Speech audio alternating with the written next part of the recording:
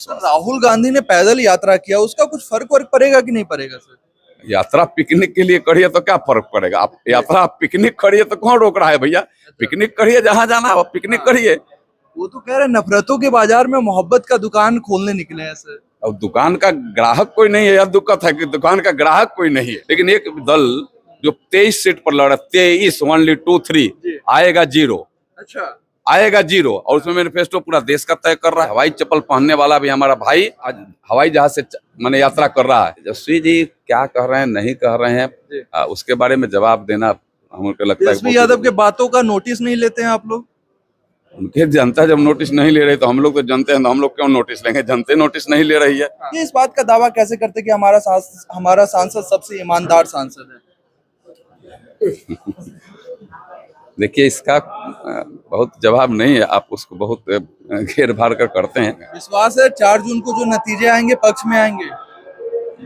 500%। नमस्कार, आप देख रहे हैं ओपिनियन बिहार। मैं हूं आपके साथ शुभम कृष्णा। देखिए हम अभी महाराजगंज लोकसभा में मौजूद है और यहाँ पे निवर्तमान सांसद और फिर से एक बार एनडीए के प्रत्याशी जनार्दन सिंह सिग्रीवाल मौजूद है। सर सबसे पहले बहुत स्वागत है आपका।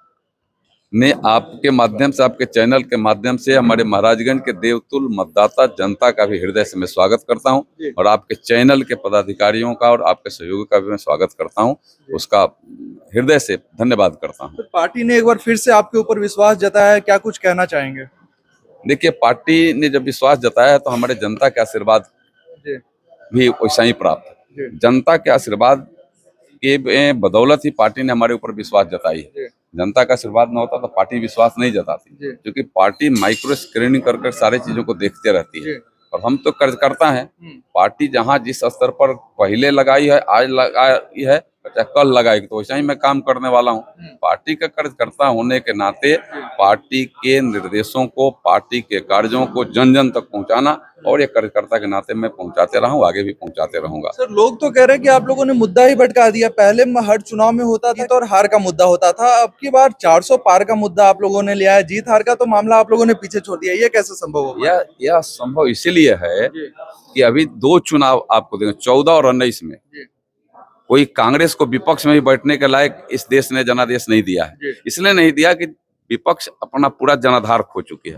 विपक्ष के पैर तले कोई जमीन नहीं रह गया, आकाशी वह बात हो गया है। तो इसलिए पार्टी का पहले से ही तय है और जनता की वजह से तय है, जनता का आशीर्वाद है।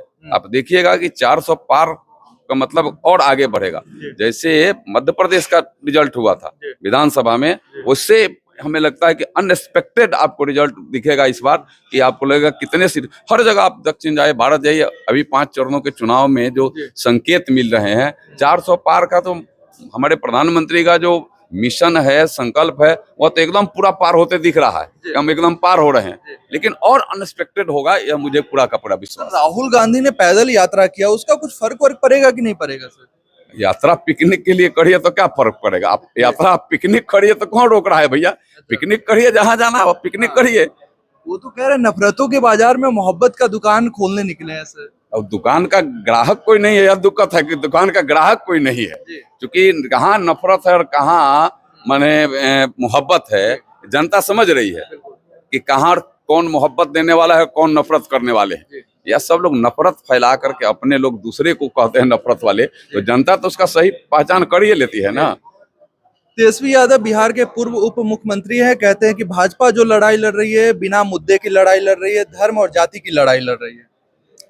देखिए उनका अगर मुद्दा अगर रहता कोई, तो वह मुद्दा तो बताएं। 23 सीट पर लड़ रहे हैं, पूरे देश के लिए अपना ये तय कर रहे हैं कि हम मैनिफेस्टो तय कर रहे हैं। जरा ये देखिए, मैंने यह जोड़ दीजिए जरा, एक मैंने थोड़ा सा विवेक होना चाहिए। उनका मैनिफेस्टो हो सकता है महागठबंधन का होता तो हम लोग मानते, लेकिन एक दल जो 23 सीट पर लड़ रहा है, 23 ओनली 2 3 आएगा जीरो। अच्छा, आएगा जीरो। और उसमें मैनिफेस्टो पूरा देश का तय कर रहा है। यह तो विवेक की भी बात होती है ना। तो वह तेजस्वी जी क्या कह रहे हैं नहीं कह रहे हैं, उसके बारे में जवाब देना हमको लगता है। तेजस्वी यादव के बातों का नोटिस नहीं लेते हैं आप लोग? उनके जनता जब नोटिस नहीं ले रही तो हम लोग तो जनते हैं, तो हम लोग क्यों नोटिस लेंगे। जनता नोटिस नहीं ले रही है, जनता भी नोटिस नहीं ले रही है। आखिरी सवाल सर, महंगाई बेरोजगारी पर विपक्ष तमाम आरोप लगाते हैं और इस पे आप क्या कुछ कहना चाहेंगे?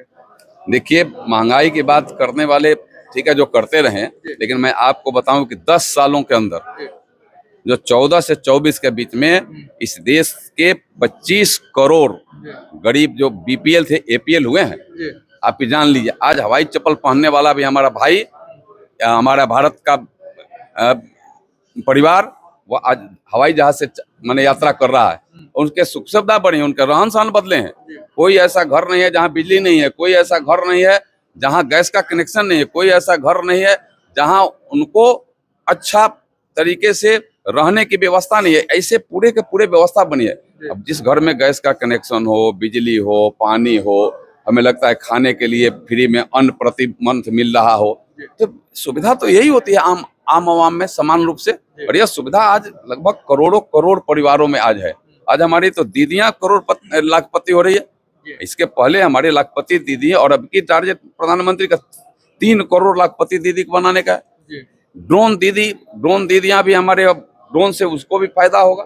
यह काम किसानों के हित में, किसान के खाते में आज किसान सम्मान निधि आ रहा है। यह एक नहीं अनेकों तरीका के ऐसे कार्य इस देश में हुआ है कि जो एक जन जन को छुआ है, जन जन के विकास के रास्ते में एक सफल यात्रा किया है। अब गैस का कनेक्शन कोई समझता था कि गांव में भी गैस में हमारी छोटे घर में रहने वाली हमारी बहन गैस के चूल्हे पर खाना बनाएगी, लेकिन आज बना रही है। और आज 14 से लेकर 24 तक आपको बता दें, जितना आजादी के बाद 14 तक जितना गैस का कनेक्शन था, उसके डबल से ज्यादा गैस का कनेक्शन हम लोगों ने इसमें देकर के रखा है। और गैस पहले असुविधा की बात थी और आज गैस सुविधा की बात बन गई है। सर, क्षेत्र में जब हम घूम रहे थे, लोगों से बातचीत कर रहे थे, तो लोग बता रहे थे और दावे के साथ कह रहे थे कि भाई हमारा सांसद सबसे ईमानदार सांसद है, और इस बात का हम लोग दावा करते हैं। तो आपके जो जनता है, आपके जो क्षेत्र के लोग हैं, ये इस बात का दावा कैसे करते हैं कि हमारा सांसद सबसे ईमानदार सांसद है? देखिए, इसका बहुत जवाब नहीं है। आप उसको बहुत घेर भार कर करते हैं। है भी हम लोग काम ही सबके साथ सबके विकास के काम करते हैं। सबका विश्वास और सबका प्रयास हम लोग का ये संकल्प भी हमारे पार्टी का संकल्प है। और हम जो कहते हैं सो करते हैं, यह हमारे सिद्धांत है पार्टी का। और आज वही राह है, वही राह पर चलते हैं हम। तो हमारी क्षेत्र के देवतुल्य जनता को भी यही विश्वास है कि भाई वो विश्वास के साथ काम करने वाला है। कहीं कोई फरेबबाजी नहीं है, कहीं किसी को धोखा नहीं है, कहीं किसी को घपलेबाजी और धोखेबाजी नहीं है। तो यही तो विश्वास है और यही ईमानदारी है। हम ईमानदारी से जनता का काम करें, किसी को धोखा न दें, किसी के साथ विश्वासघात न करें। ईमानदारी तो इसी को कहते हैं। तो यह हम लोग करते हैं, संकल्प के साथ करते हैं और जिंदगी भर करते रहेंगे। विश्वास है 4 जून को जो नतीजे आएंगे पक्ष में आएंगे, और 500% 500% वह विश्वास है। और 500 वर्षों के जब हमारे राम के वनवास को हमने स्थापित किया, हमारे देश के लोगों के सहयोग और इस्तेमाल से स्थापित हुआ है, तो फिर यह विश्वास में कहीं कोई कमी नहीं है। 500% विश्वास है। और यह मोदी की गारंटी है कि तीसरी पारी में और विकास के रास्ते और गति तेज होंगे। जो पीछे वाली पारी में कोरोना हमको जहां रोका था, आज कोरोना के बाधा को हमने तोड़ा है, उससे हम आगे बढ़े हैं और आगे हम बहुत रफ्तार से इस देश को विकसित भारत बनाने की तरफ आगे बढ़ेंगे। धन्यवाद। नमस्कार। तो आपने सुना कि किस प्रकार जनार्दन सिंह सिग्रीवाल हमारे साथ थे और अपने तमाम बातों को रख रहे थे। इन तमाम मुद्दों पे आप क्या कुछ सोचते हैं, कमेंट में प्रतिक्रिया जरूर रखें। बहुत बहुत धन्यवाद आपका।